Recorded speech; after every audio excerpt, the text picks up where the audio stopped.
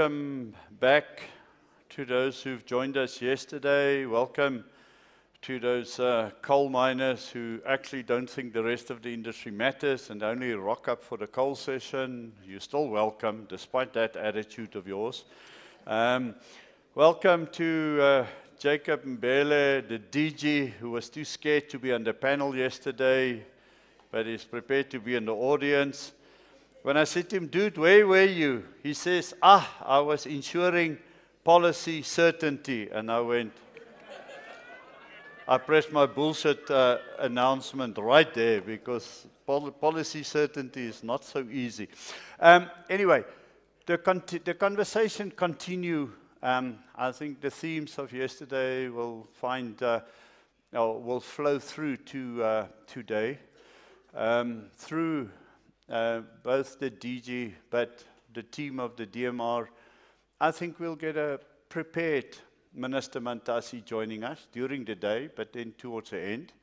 And he will then obviously conclude the conversation with input from the DMPR. So I'm personally always looking forward to that. Mostly for the banter that is inevitable between him and I, but also, who knows, one day a minister may say something useful. I mean, I'm living in hope, I'm living in hope. One never knows. I don't need to do a lot more other than upfront reminding you that this is a platform by the industry for the industry. And so there's a significant line of companies here that are committing to this platform year after year after year. The mining industry partners is why this works. We then also extort sponsorship out of people who can afford to throw money after the mining industry, and I want to acknowledge them as well. We need that as well. So this is a partnership by the industry for the industry, and we really have got great sponsorship participants. As you can tell, they don't get to influence the program, but they get to be part of what I think is a phenomenal product. Paula and the team, 13th year, once again, congratulations. You make us all proud to be South African miners. So thank you for what you've done for our industry. I need to introduce you to the platform. Yesterday, I think we probably averaged about 200 people online. We were much fuller. I think people is not interested in coal, Ben. I don't know what you're doing in coal. I mean, look at the interest, there's no interest. But in order to make it possible for everybody to participate, we've got the Slido platform. And so you should find, somewhere near you, you should find a QR code, which I can't find. But Paula will quickly give me one. Sorry, Paula. It's very difficult, but your IT assistant next to you can help you. You point your camera at the QR code, it takes you to Slido. You click on the little link. And then I want us to play around with the polls, which we'll do during the day.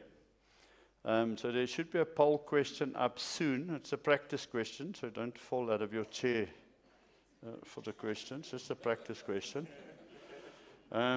So who's the best person to ever chair the Joburg Indaba?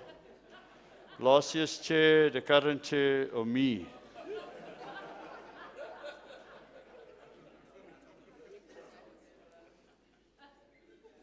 Paula, you better get Bernard back, huh? The current chair is failing horribly. Okay, sometimes our questions are just to lighten up the atmosphere. You guys live in the past. That guy of last year I thought was horrific. I'm more interested in your next view, and that is about coal's future. So how long do you think coal will remain a key part of South Africa's energy mix?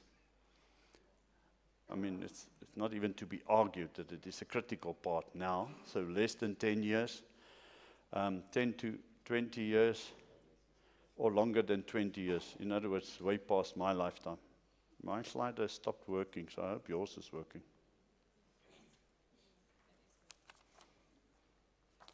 Do we have a problem, or is it only me?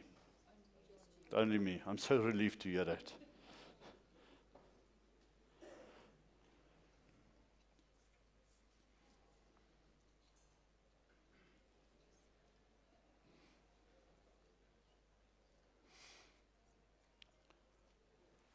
So our audience today is not very participative.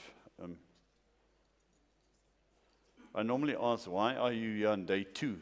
You know, I mean, did the boss send you, or did you have nothing else to do? I'm worried about this audience. I mean, really, all 147 of you. That's less than the online audience. So we speak to an audience who believe that coal is going to be relevant in the South African economy for the foreseeable future. I want to move on to the energy security question. It's not really energy security, but which institution poses the greater long-term risk to mining productivity today? Is it Eskom and the energy security conversation? Are we going to hear about Transnet and all the logistics and rail capacity? Or are we at the point where we are moving on and away from the excuses of the last 10 years or the inhibitors of the last 10 years?